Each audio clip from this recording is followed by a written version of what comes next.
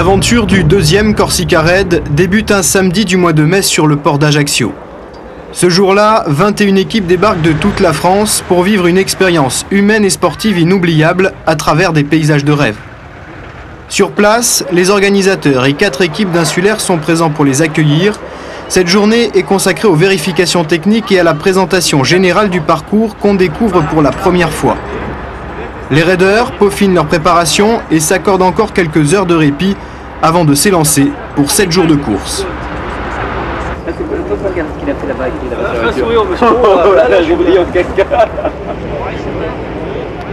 Par rapport à 94, l'édition 95 doit se présenter de façon beaucoup plus tonique, beaucoup plus rythmée, avec des sections de courses qui seront peut-être plus courtes mais plus nombreuses à l'intérieur de chaque journée, avec de très grosses variations entre mer et montagne, avec des coins aussi beaux et aussi splendides, si je peux employer l'expression, qu'en 94.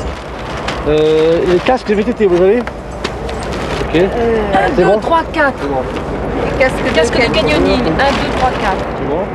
Le Corsica Raid Aventure est une épreuve complète. Chacune des équipes, composée de 4 concurrents et d'une assistance, doit rallier le Cap Corse en partant du golfe de Porto. Au total, plus de 350 km à parcourir, à pied, en kayak de mer, en vélo tout-terrain et au baudrier pour les descentes de rivière. Posséder un bon matériel est indispensable, sécurité oblige, c'est avec minutie que l'on vérifie si tout le monde est bien équipé. Ok. Pourquoi c'est important ces contrôles?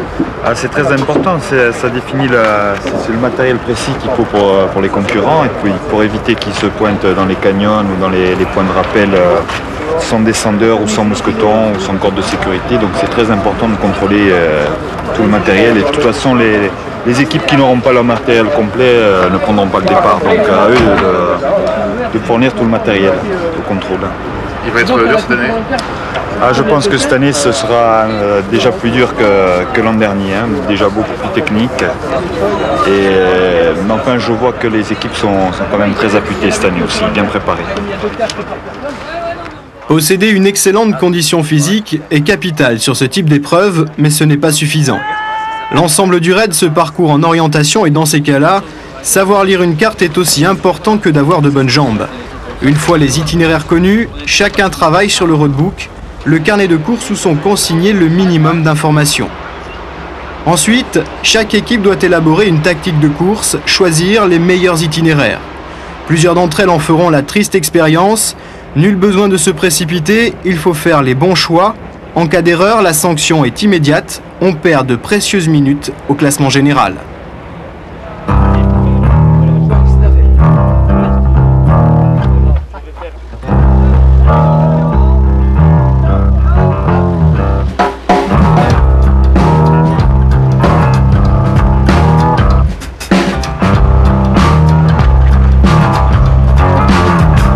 C'est juste au-dessus du petit village d'Ota, dans la région de Porto, qu'est donné le départ du deuxième Corsica Raid Aventure.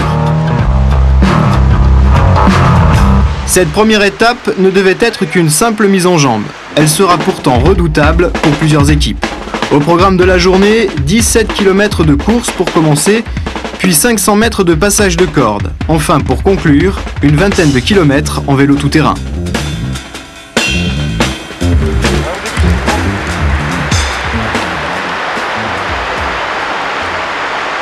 Avant même d'arriver sur les 80 mètres de la cascade du Sport Elou, le relief impose sa loi. D'entrée de jeu, les raiders découvrent les difficultés de l'orientation en Corse. Après quelques kilomètres seulement, plusieurs équipes sont perdues. Déjà, les écarts se creusent. Là où c'est impressionnant, c'est que la carte, ils ne la regardent pas, quoi. Alors tant qu'on peut rester un petit peu derrière eux, on ne cherche pas, mais une fois qu'on les perd, nous on se retrouve perdus. Parce qu'on ne sait plus ce qu'on a fait. Parce qu'ils passent pas. Il faut faire attention, ils ne passent pas du tout.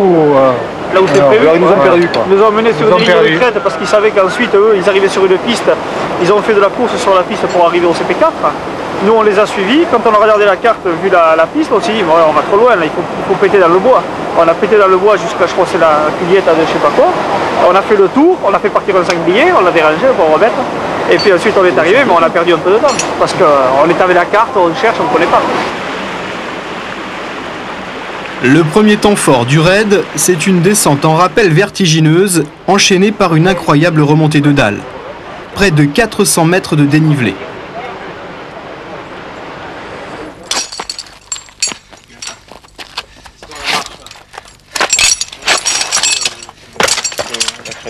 Des efforts impitoyables, un rythme infernal et un manque de concentration poussent certains à la faute. Dans ces cas-là, la moindre erreur est fatale. L'équipe d'Ici Aventure doit se séparer d'un de ses coéquipiers légèrement blessé.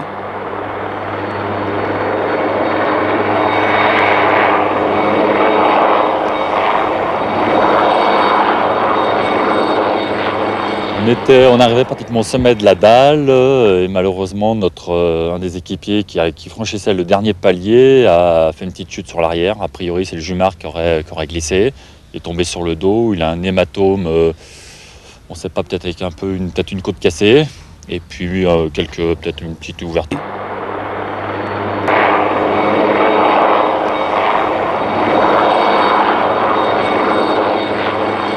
On arrivait pratiquement au sommet de la dalle et malheureusement un des équipiers qui franchissait le dernier palier a fait une petite chute sur l'arrière. A priori c'est le jumard qui aurait glissé. Il est tombé sur le dos, il a un hématome, on ne sait pas, peut-être avec peut-être une côte cassée et puis peut-être une petite ouverture au niveau du coude qui nécessite quelques points de suture. Et donc le corps médical a préféré qu'il s'arrête là-haut et qu'il soit évacué par hélicoptère pour éviter tout risque, on ne sait jamais.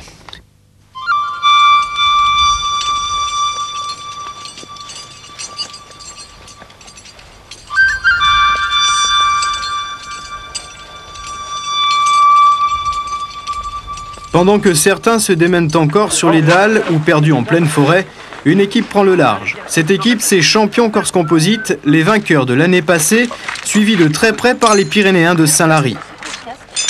Ben on a mis le paquet quoi, c'était aujourd'hui. Non, le contrôle matériel, c'est pas bien chez nous. Non, le contrôle matériel, mais il n'y en a pas. Le contrôle matériel, là. Ce deuxième Corsicaré d'aventure démarre très fort. C'est par où? Par là, Jean-François? Même les équipes de tête accusent le coup. Le Pyrénéen Philippe Sabatier est épuisé, mais quelques minutes passées avec les ostéopathes feront des miracles. Ah, je me crape la tête. Il repart pour les 22 derniers kilomètres de vélo tout-terrain d'une étape interminable.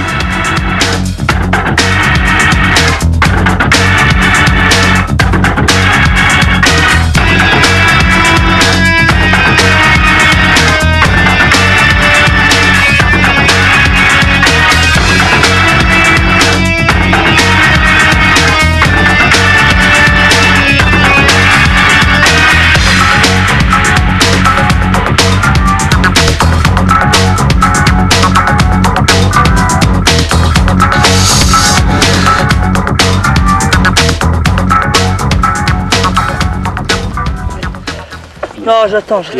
Non, je peux pas plier, je suis plié.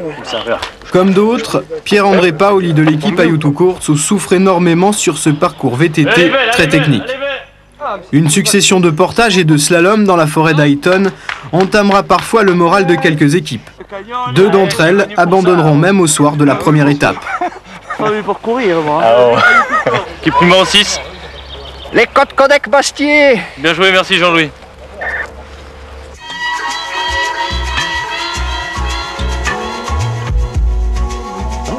L'orientation a joué un rôle déterminant sur la première étape. Au classement, Champion Corse Composite compte 75 minutes d'avance sur les deux équipes pyrénéennes, Saint-Lary et l'Ours des Pyrénées.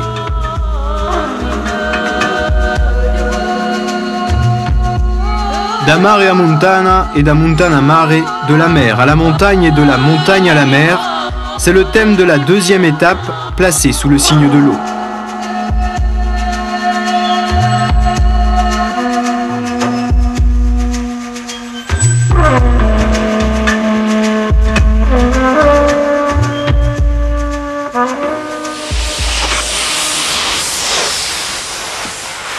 C'est grâce à cette journée que l'on comprend mieux pourquoi on dit de la Corse qu'elle est une montagne dans la mer. Au départ de Piane, toujours dans la région de Porto, les raiders débutent par 12 km de kayak de mer pour remonter à pied vers le canyon du Darde. Un prodigieux canyon qui débouche sur la mer, d'où les concurrents reprendront leur kayak pour railler Porto.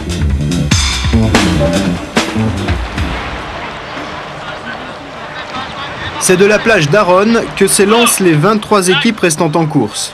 Une étape dont la configuration redonnera espoir aux battus de la veille. Oh Jean-François, tiens bon, et je te parle encore. D'accord, ouais, Adrien, ta main, et voilà. Voilà, donc voilà. Après, il faudra déterminer un cap qui va nous amener ici. On fait le tour, on passe entre les îles. Voilà. On passe entre les îles. On passe entre les îles. On aura les deux contrôles visuels par là.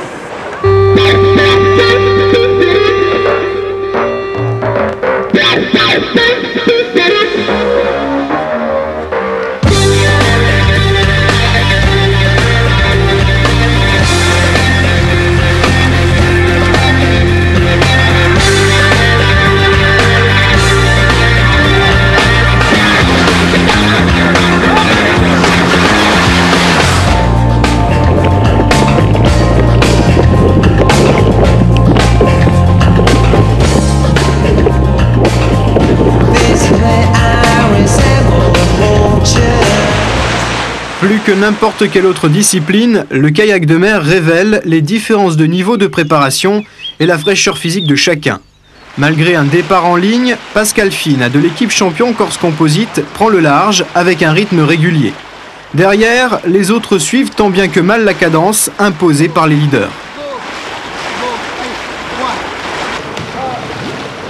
Après avoir franchi le Capo Rosso, les raiders découvrent les splendeurs du golfe de Porto. La traversée d'arches et de grottes naturelles ciselées dans le granit les conduit droit vers Scaondola.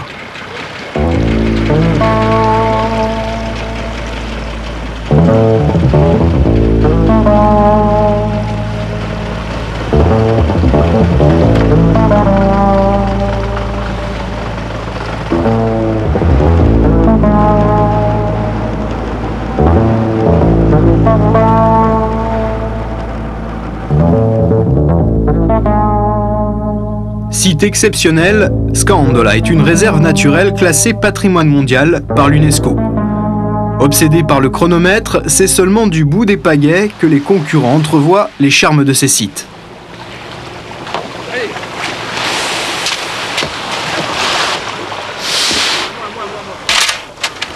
On s'entraîne dans son coin tout seul et puis on ne sait pas qu'on arrive en est deuxième. Ça doit être quelque part par là, un truc comme ça. Faut aller quelque part par là. Bon ok, on prend la route et puis... C'était superbe. La grotte superbe. Magnifique, vraiment. Allez, super. Une fois les kayaks abandonnés, c'est l'orientation qui reprend ses droits. Engagés sur une courte portion pédestre, les concurrents font connaissance avec une autre particularité locale. Le maquis, une végétation dense et presque impénétrable. Certains mettront 5 heures pour parcourir seulement 3 petits kilomètres. Après ces efforts accomplis en pleine chaleur, l'arrivée dans le canyon du Dardo est vécue comme une véritable délivrance.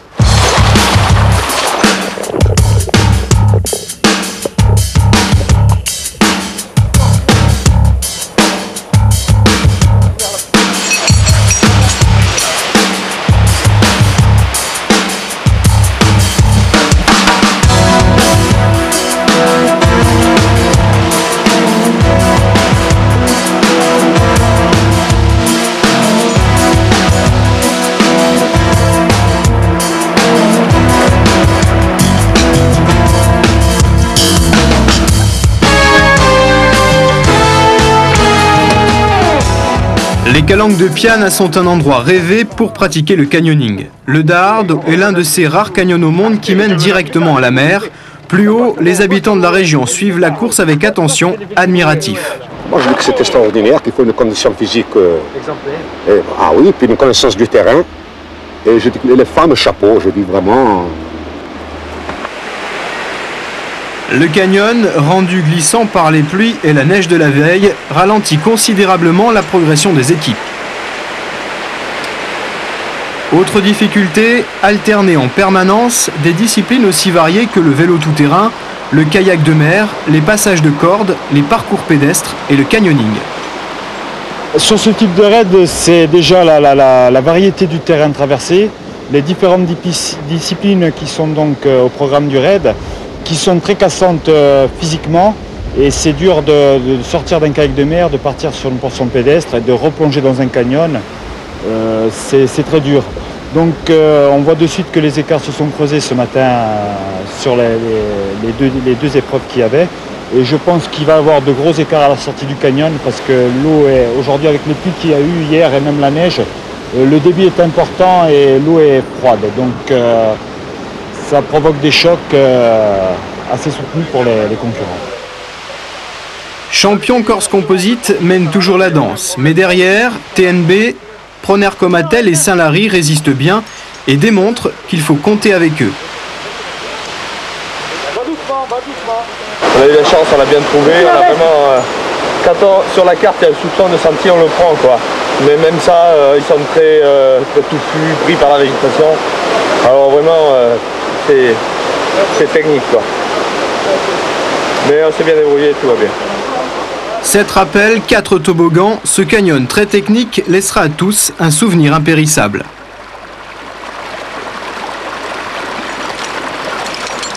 On a fait un petit canyon très sympa, avec quelques difficultés, quelques rappels. Et puis je crois qu'une chose qui est vraiment exceptionnelle au niveau de ce canyon, c'est cette arrivée directement dans la mer, ce qui je crois est assez unique au monde. Mais vraiment très sympa, très varié, quelques toboggans, des petits rappels de 25 mètres, 30 mètres que nous avait concocté l'organisation RSA du Corsica Raid. Donc vraiment fantastique. Une belle journée. À l'arrivée de cette belle journée à Porto, pas de changement au classement général, mais 48 heures de course laissent déjà des traces. Au bivouac, souvent jusque tard dans la nuit, les ostéopathes s'emploient à remettre tout le monde d'aplomb.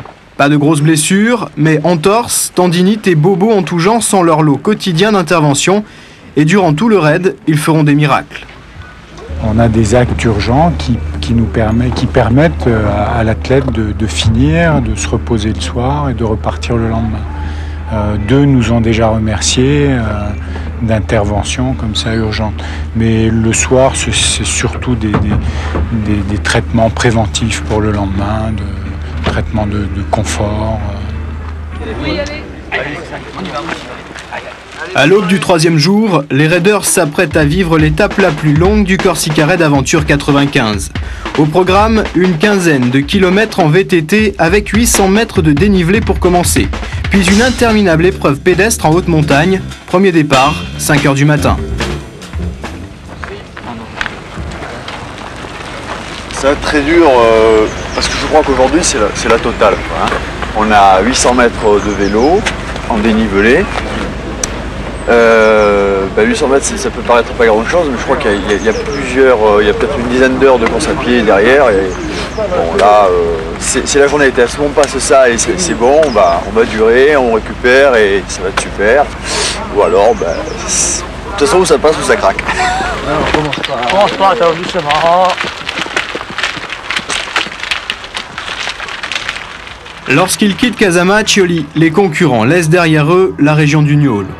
À présent, l'esprit d'équipe va faire la différence. Calquer sa course sur celui qui connaît le plus de difficultés est sans aucun doute le meilleur moyen de préserver le moral de l'équipe, indispensable sur le raid. Allez, c'est un des derniers lacets.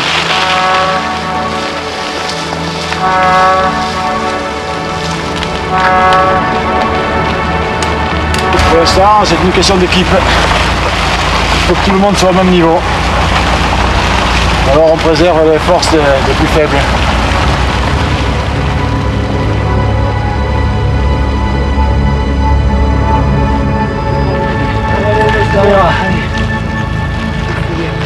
Regarde ce qu'elle fait.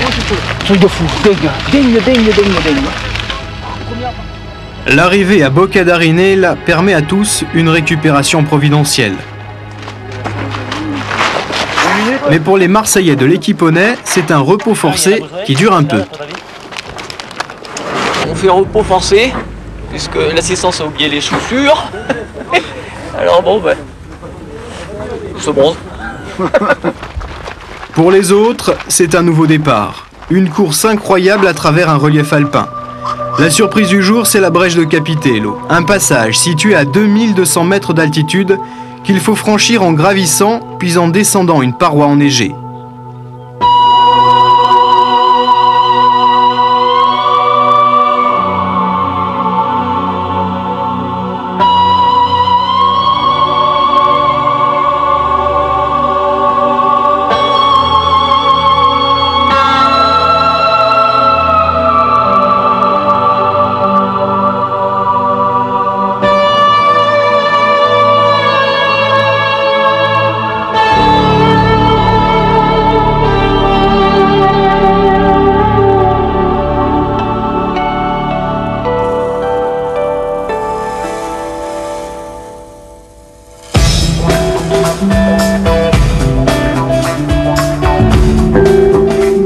Malgré un dénivelé imposant et la fatigue des 2 premiers jours de course, les raiders ne faiblissent pas l'allure.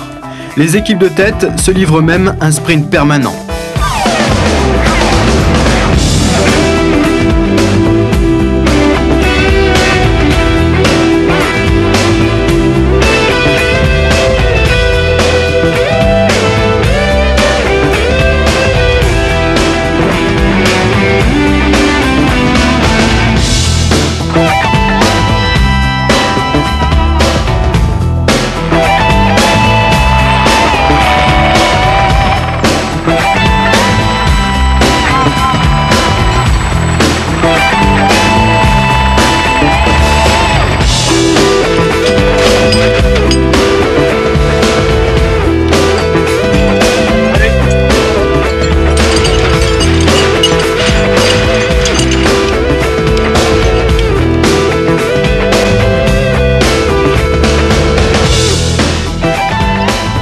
À quelques kilomètres de l'arrivée, c'est presque à regret que les premiers finissent l'étape.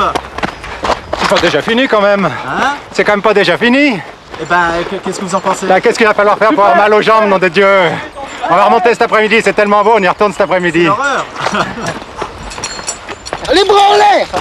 Les coudes dans l'air, Manu! Ah, Manuel! Coudes dans l'air, Manu! Monte tes bras! Eh non, elle était là-bas, la piste. Allez, allez, tombez là. Il est là. Il est juste en bas là.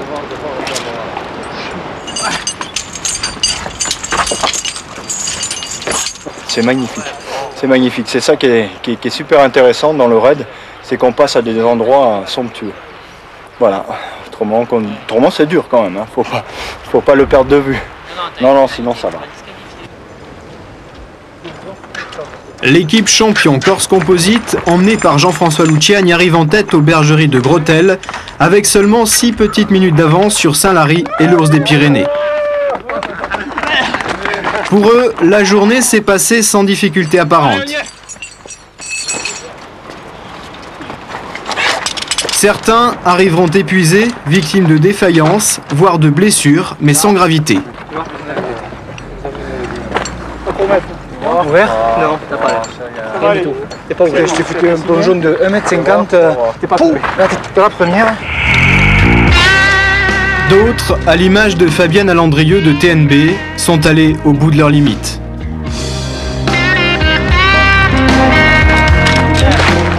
On est con. C'est parti trop vite. Je pensais que c'était plus ces deux trucs là. Non, mais c'est pas ce que tu fais. Ouais, mais ils sont marrés comme des fous. J'ai pensé que c'était tout de suite là.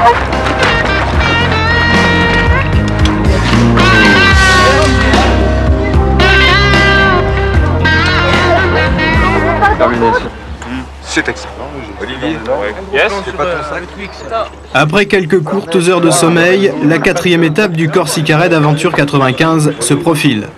Malgré le froid et la fatigue, il faut bien repartir. L'aventure est à ce prix. Allez, on y va.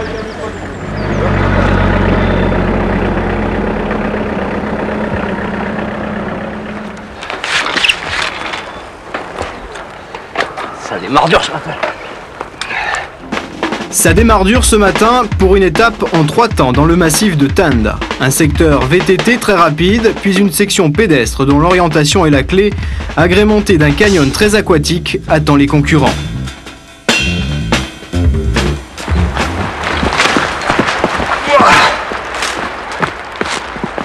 Ce parcours revêt aussi un caractère historique. Sans trop s'attarder, les raideurs découvrent l'architecture des ponts génois, vieux de 800 ans.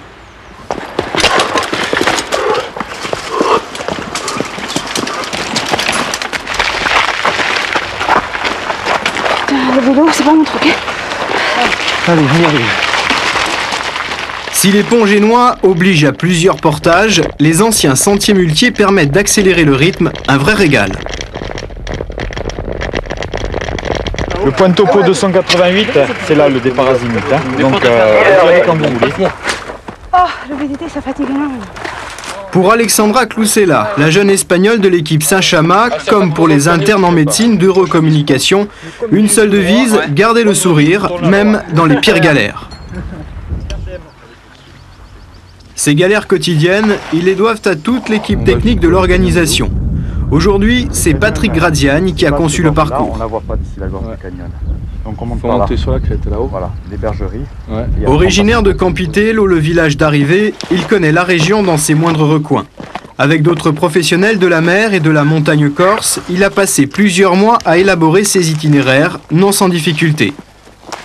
On est obligé de faire attention parce qu'on est un peu pisté par les équipes insulaires et comme on ne veut pas désavantager les équipes qui viennent d'ailleurs, donc on essaye de garder la discrétion sur le travail qu'on effectue là, depuis maintenant 4 mois sur l'itinéraire de l'édition 95.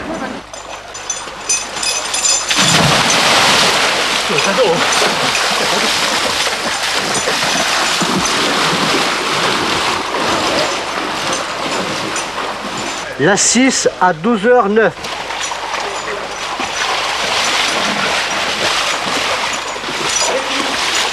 Ça représente des journées et des kilomètres de marche en montée comme en descente.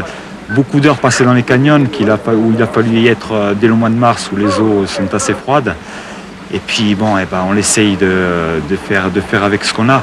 On est des professionnels, nous sommes sur le raid pour démontrer le savoir-faire des professionnels de la montagne en Corse. Et puis je pense que ce raid est une bonne image de marque pour nous. 15 à 12h04. Regarde, ils suivent là. Si, c'est bon, Philippe, tu me vois? En vue?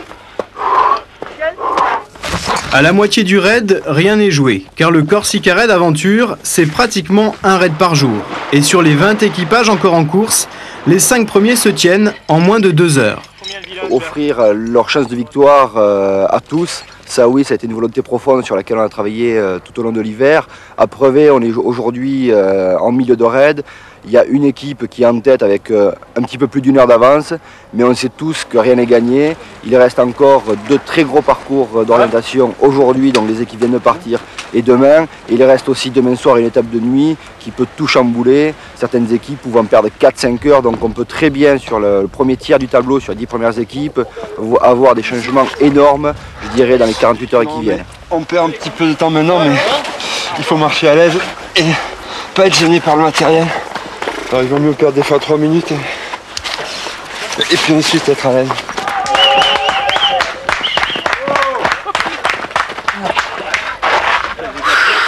Vainqueurs du jour, les Pyrénéens de Saint-Lary n'abdiquent pas encore pour la victoire finale. En prenant 14 minutes au leader, champion Corse Composite, leur chance reste encore intacte. Derrière, c'est la lutte pour la 3e place. L'Ours des Pyrénées semble le mieux placé, mais doit tenir face à la pression de 4 équipes. La SPTT Ajaccio, le 2e rep, Prenner Comatel et les Poulets Bastiais. C'est perdu une demi-heure pour s'échauffer. Ouais. Pourtant le chemin était évident, tout le monde allait dedans, mais nous on n'y croyait pas. C'était tellement simple. On croyait coller plus haut. Ouais. Ça va, l'heure est arrêtée? Ouais. Alors je signe. Cette 4e étape relativement courte permet à tous, concurrents et équipes d'assistance, de profiter d'un peu de repos tout en préparant les étapes à venir. C'est là l'arrivée. L'arrivée de demain, c'est là. Ouf, arrivée désaltérante. C'est là qu'on souffle. C'est là qu'on souffle.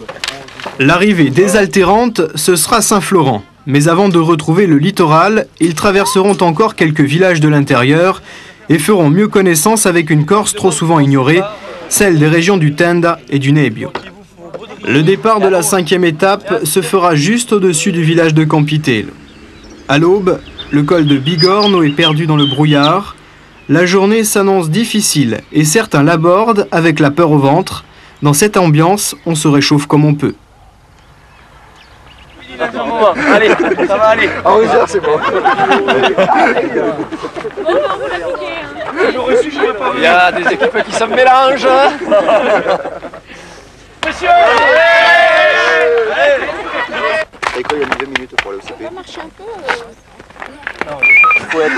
C'est clair pour toi, Valérie. Quoi qu'il en soit, c'est avec le sourire que les concurrents s'élancent pour une journée interminable.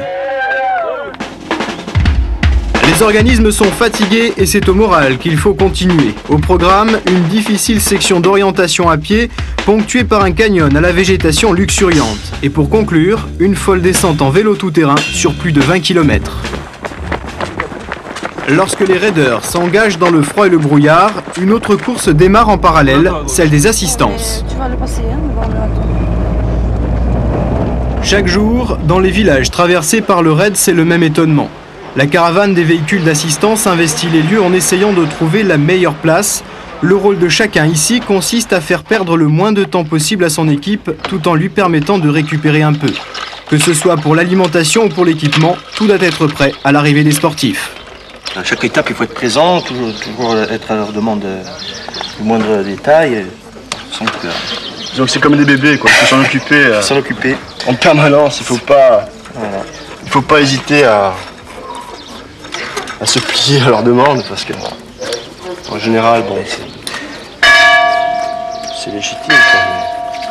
Quand le raid prend place, c'est plus d'une centaine de personnes qui s'installent pour préparer le ravitaillement.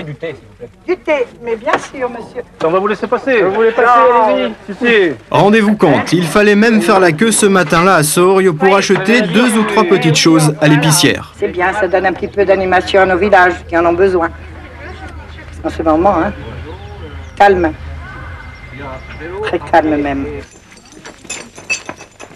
À l'arrivée des raiders, fini la causette et les flâneries. Tout doit aller très vite, mais avec ordre. L'important est de ne rien oublier. Après le froid du matin, les concurrents sont confrontés à la chaleur. Il faut donc bien se ravitailler et se changer, afin de ne pas perdre de temps sur l'épreuve suivante, le VTT, jusqu'à Saint-Florent.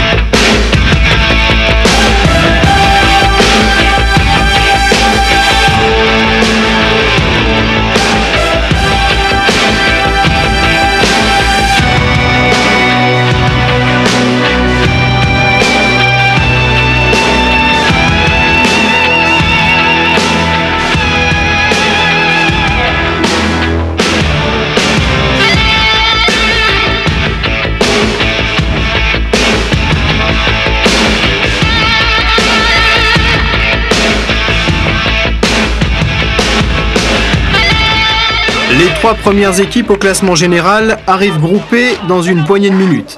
Saint-Lary et l'Ours des Pyrénées n'ont pas quitté champion Corse Composite de la journée. La pression est de plus en plus forte sur les leaders. Derrière, il faut lutter en permanence contre l'épuisement. Après plusieurs centaines de kilomètres d'efforts, parfois la vigilance disparaît et c'est l'erreur.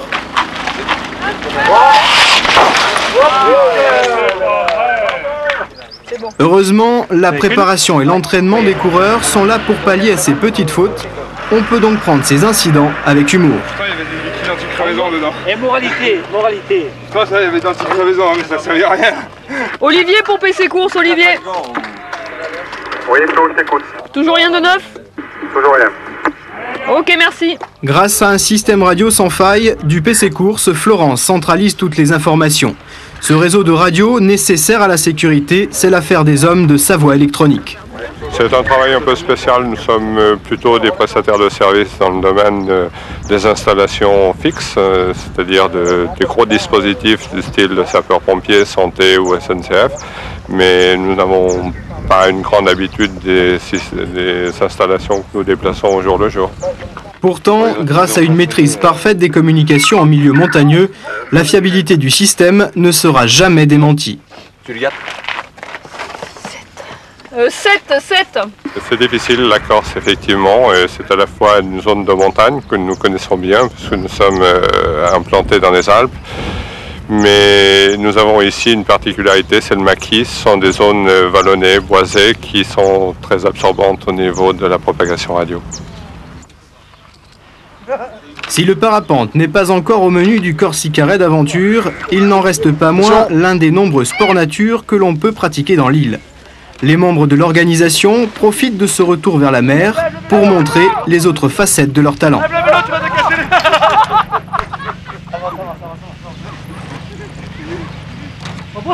Pour les concurrents, Saint-Florent est synonyme d'angoisse. Pas d'interruption dans cette journée. Le roadbook de l'étape de nuit vient d'être distribué. Il ne reste que quelques heures pour définir l'itinéraire.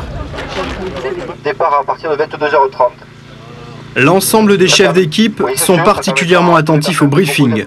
L'étape qu'ils se préparent à vivre est capitale. Il s'agit d'une course d'orientation de 30 km dans le désert des Agriates. Une succession de vallons rocheux entrecoupés par des zones de maquis impénétrables. Bref, un milieu particulièrement hostile. Prévoyez de l'eau, il n'y a pas d'eau là où on va. Prévoyez d'avoir des piles de rechange. Et longe, non. Le principe de cette épreuve est simple. Une fois le chronomètre déclenché, il faut rallier l'arrivée en passant par 5 points de contrôle. Des points précis fournis lors du briefing. Pierre-Paul a en charge le contrôle numéro 4. Bon, je pense que les insulaires auront toujours quand même cet avantage, comme dans toute compétition de ce style, où les locaux ont toujours un avantage par rapport aux autres. Donc je pense bien sûr que c'est ce soir qui devrait faire que tout va se jouer, ou ça passe ou ça casse, comme disait Jean-François.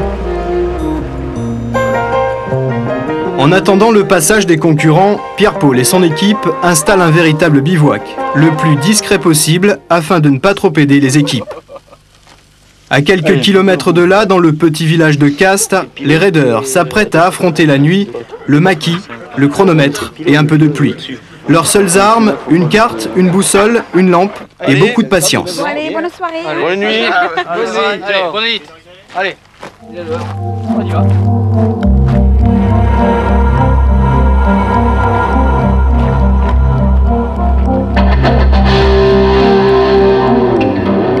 Pour vaincre la nuit du désert des Agriates, une seule solution, trouver une minuscule passe coincée entre deux pitons rocheux au beau milieu du parcours.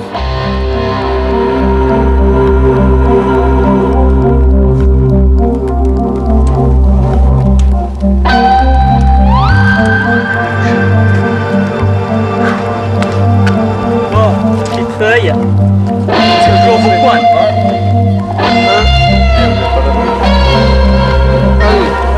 À droite là. Droite. Mais il y a une ouverture. Il devrait y avoir une ouverture à droite.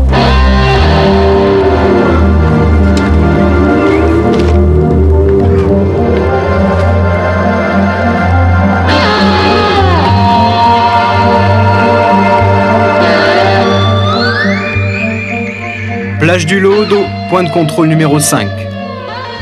Après plus de 6 heures d'efforts, seules une dizaine d'équipes sont arrivées. Cette nuit, les raiders ont connu l'enfer.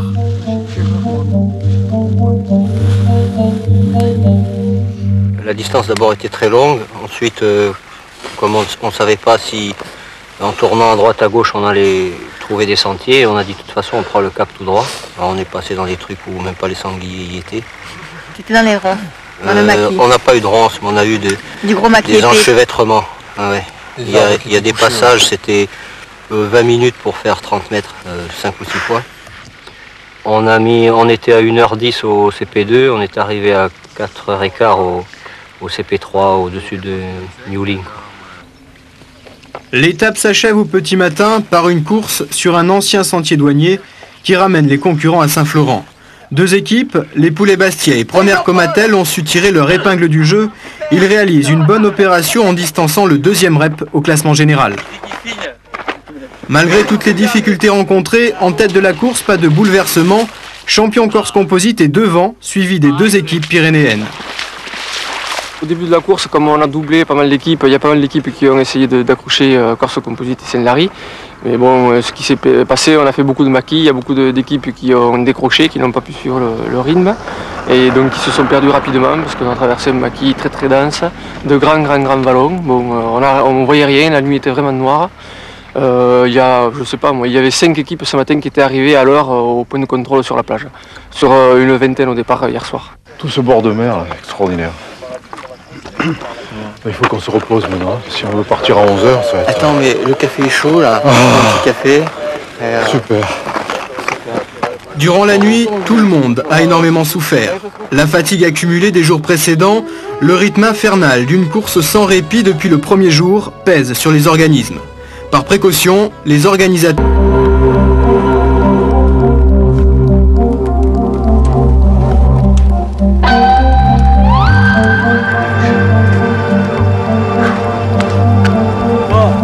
Feuille. C'est toujours au coin. Cherchez les droite là. Droite. Mais il y a une ouverture. Il devrait y avoir une ouverture à droite.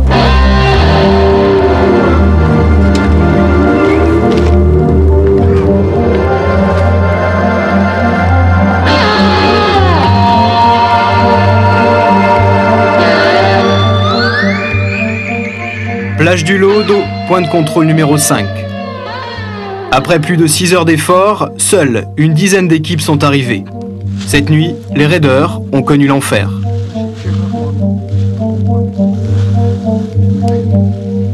La distance d'abord était très longue. Ensuite, comme on ne savait pas si en tournant à droite à gauche on allait trouver des sentiers, on a dit de toute façon on prend le cap tout droit. Alors, on est passé dans des trucs où même pas les sangliers y étaient. C'était dans les ronces. Dans le maquis. On n'a pas eu de ronces, mais on a eu du gros maquis des enchevêtrements. Ah ouais. Il y a des passages, c'était 20 minutes pour faire 30 mètres, 5 ou 6 fois. On était à 1h10 au CP2, on est arrivé à 4h15 au CP3 au-dessus de Newling. L'étape s'achève au petit matin par une course sur un ancien sentier douanier qui ramène les concurrents à Saint-Florent. Deux équipes, les Poulets Bastia et Proner Comatel, ont su tirer leur épingle du jeu. Ils réalisent une bonne opération en distançant le deuxième rep au classement général. Malgré toutes les difficultés rencontrées, en tête de la course, pas de bouleversement. Champion Corse Composite est devant, suivi des deux équipes pyrénéennes. Au début de la course, comme on a doublé pas mal d'équipes, il y a pas mal d'équipes qui ont essayé d'accrocher Corse Composite et Saint-Lary. Mais bon, ce qui s'est passé, on a fait beaucoup de maquis, il y a beaucoup d'équipes qui ont décroché, qui n'ont pas pu suivre le rythme. Et donc qui se sont perdus rapidement parce qu'on a traversé un maquis très très dense, de grands vallons. Bon, on ne voyait rien, la nuit était vraiment noire. Il y a, je sais pas moi, il y avait 5 équipes ce matin qui étaient arrivées à l'heure au point de contrôle sur la plage. Sur une vingtaine au départ hier soir. Tout ce bord de mer, extraordinaire. Il faut qu'on se repose maintenant. Si on veut partir à 11h, ça va être... Attends, mais le café est chaud là. Un petit café. Super. Durant la nuit, tout le monde a énormément souffert. La fatigue accumulée des jours précédents, le rythme infernal d'une course sans répit depuis le premier jour pèse sur les organismes. Par précaution, les organisateurs préfèrent offrir une journée de repos bien méritée aux concurrents.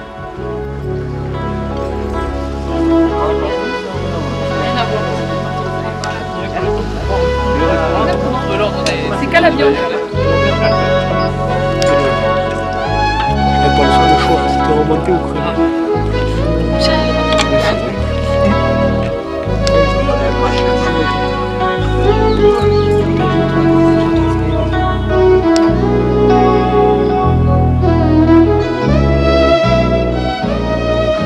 Cette journée est l'occasion de se refaire une petite santé avant le baroud d'honneur de la dernière étape.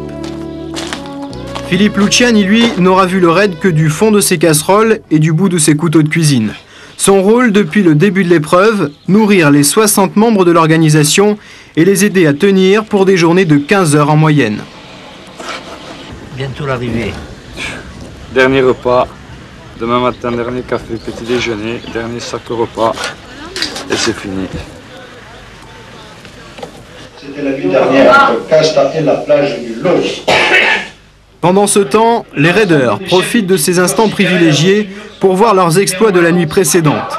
Ils réalisent alors seulement l'intensité des efforts qu'ils fournissent depuis maintenant 6 jours. Voilà, on est passé au tour du CP, Même s'ils s'affrontent en permanence sur le terrain, les difficultés rencontrées au fil des jours unissent toutes les équipes, certaines d'avoir vécu là une expérience à part.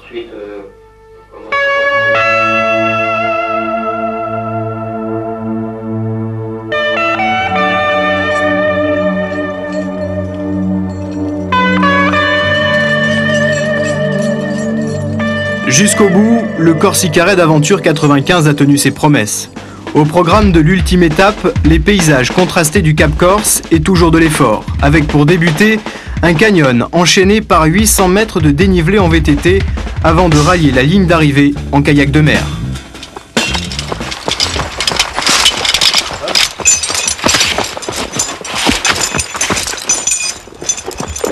La journée débute dans le froid et le brouillard, des conditions climatiques pénibles qui ralentissent la progression des raiders, très prudents dans ce terrain accidenté et glissant.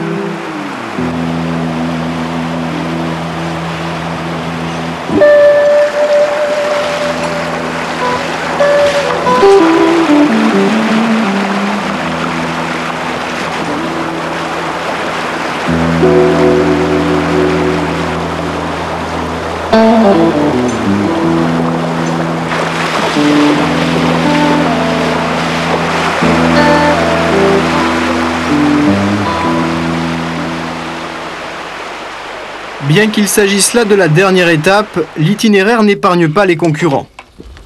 Mais bon, allez.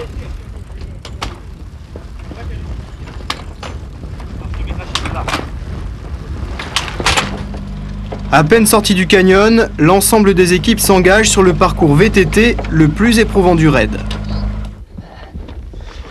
Plus que 800 mètres dénivelé et c'est bon. Une ascension interminable de 12 km pour franchir le col Saint-Jean, un point culminant à 1800 mètres au centre du Cap Corse.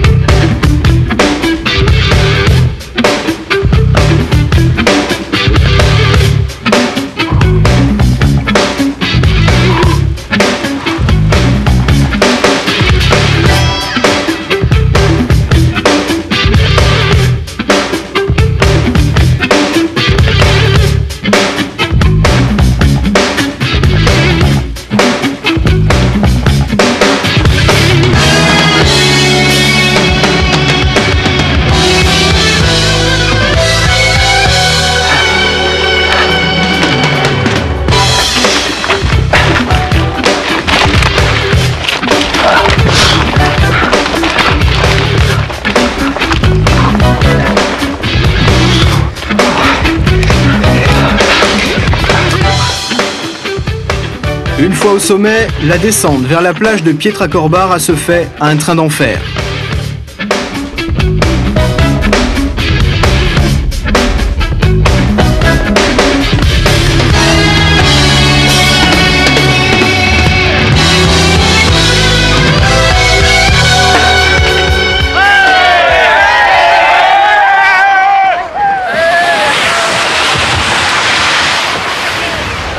Au terme de l'épreuve VTT, le contraste est saisissant. C'est sous un soleil de plomb et une température caniculaire qu'est donné le dernier départ.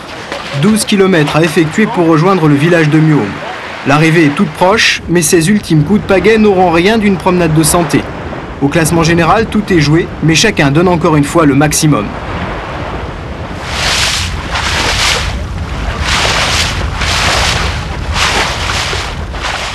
Pour la plupart des équipes, cette dernière étape consiste à ne pas prendre de risques. Les Poulets Bastiais, pourtant 6e au général, sont déchaînés. Ils font la course en tête et veulent à tout prix finir en beauté.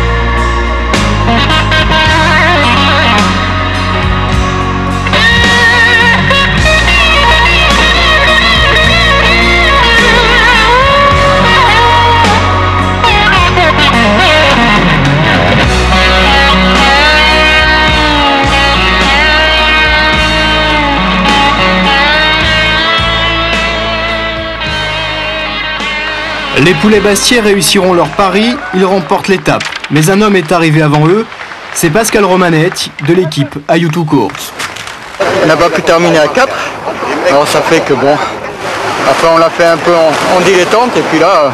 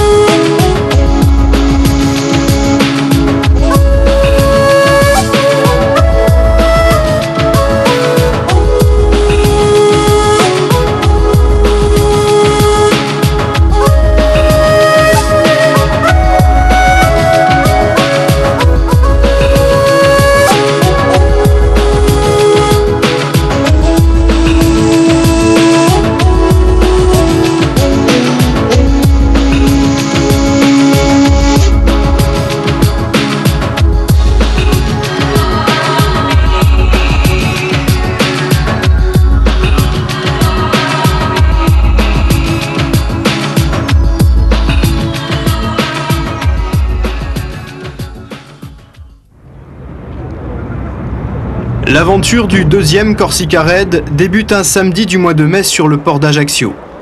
Ce jour-là, 21 équipes débarquent de toute la France pour vivre une expérience humaine et sportive inoubliable à travers des paysages de rêve. Sur place, les organisateurs et 4 équipes d'insulaires sont présents pour les accueillir.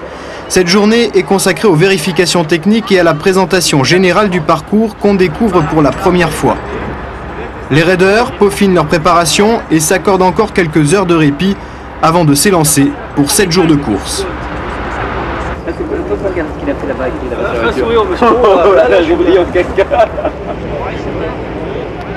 Par rapport à 94, l'édition 95 doit se présenter de façon beaucoup plus tonique, beaucoup plus rythmée, avec des sections de courses qui seront peut-être plus courtes mais plus nombreuses à l'intérieur de chaque journée, avec de très grosses variations entre mer et montagne, avec des points aussi beaux et aussi splendides, si je peux employer l'expression, qu'en 94.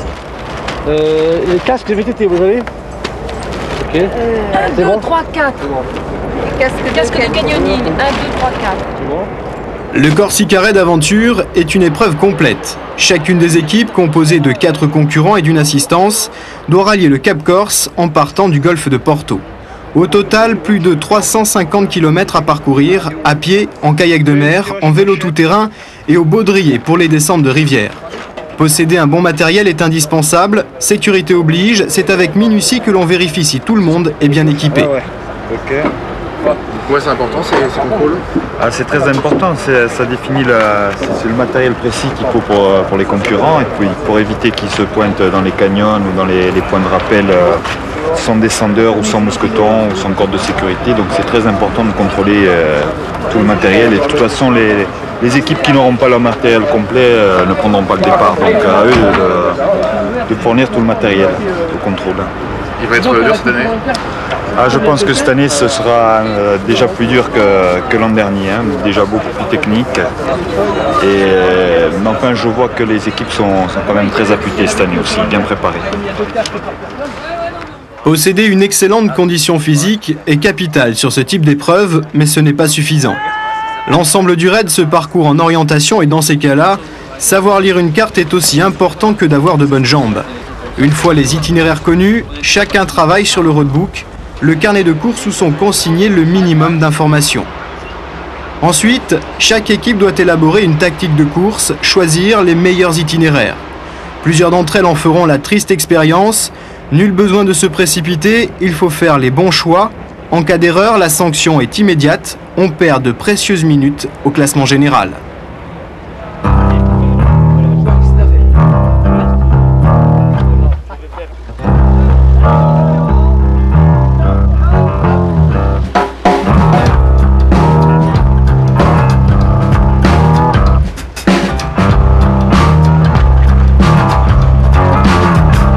C'est juste au-dessus du petit village d'Ota, dans la région de Porto, qu'est donné le départ du deuxième Corsica Raid Aventure.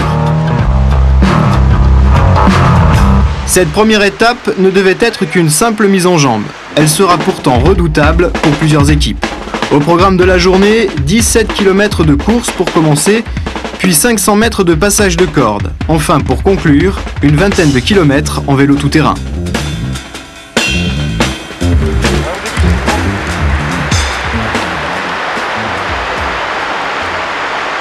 Avant même d'arriver sur les 80 mètres de la cascade du Sportello, le relief impose sa loi.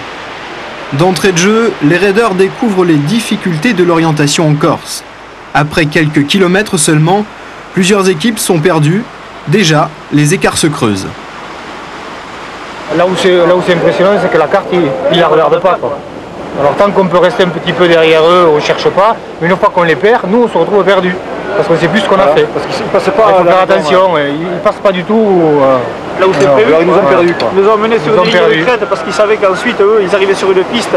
Ils ont fait de la course sur la piste pour arriver au CP4. Nous, on les a suivis. Quand on a regardé la carte, vu la piste, on s'est dit, on va trop loin, là, il faut péter dans le bois. On a pété dans le bois jusqu'à, je crois, c'est la culiette de je sais pas quoi. On a fait le tour, on a fait partir un 5 billets, on l'a dérangé pour remettre.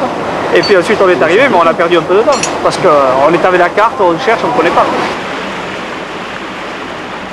Le premier temps fort du raid, c'est une descente en rappel vertigineuse, enchaînée par une incroyable remontée de dalles. Près de 400 mètres de dénivelé.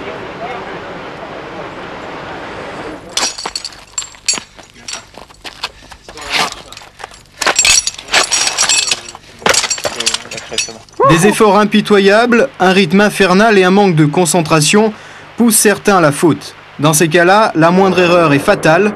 L'équipe d'Ici Aventure doit se séparer d'un de ses coéquipiers légèrement blessé.